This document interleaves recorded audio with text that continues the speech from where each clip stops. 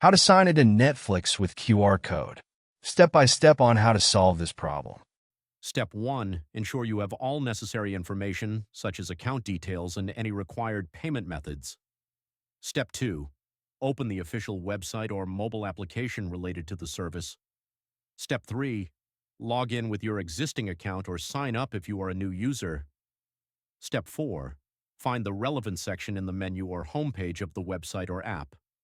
Step 5. Fill in all necessary details as requested in the provided fields. Step 6. Proceed with the steps displayed on the screen to continue the process. Step 7. Review your details and submit the request to finalize the process.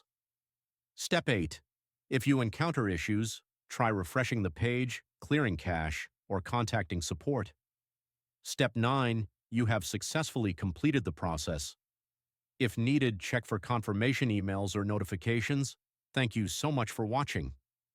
If you enjoyed this video, we'd love to have you as part of our growing community. Start by subscribing to the channel. Next, don't forget to leave a like if this video was helpful. And finally, make sure to turn on the notification bell so you'll always be the first to know when a new video drops.